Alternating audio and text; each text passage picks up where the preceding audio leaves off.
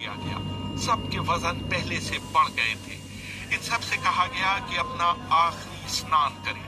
फिर उनको काले कपड़े पहनाए गए, लेकिन उनके चेहरे खुले रहने दिए गए। चरण सिंह ने भगत सिंह के कान में फुसफुसाकर कहा कि वाहे गुरु को याद करो।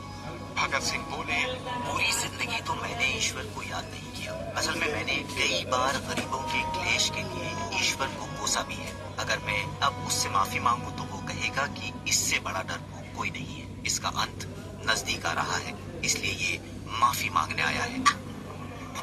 जैसे ही जेल की घड़ी ने 6 बजाए, कैदियों ने दूर से आती कुछ पदचापें सुनी।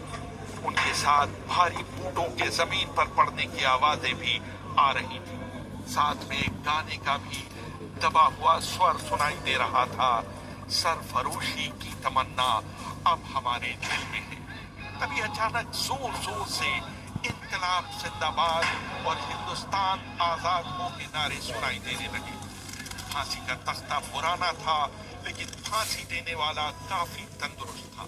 फांसी देने के लिए मसीह जल्लाद को लाहौर के पास शाहदरा से बुलवाया गया था।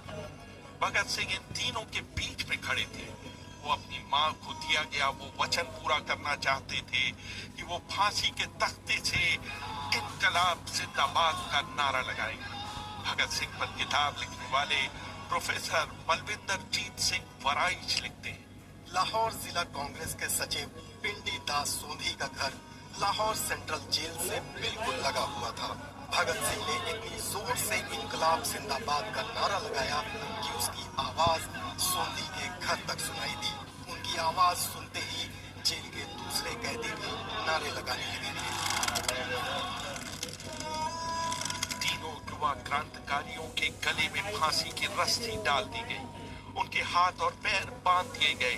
तभी जल्लाद ने पूछा, सबसे पहले कौन जाएगा?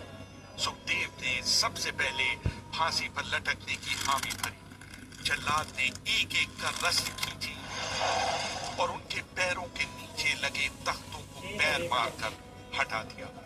काफी देर तक उनके शव तख्तों से लटकते रहे।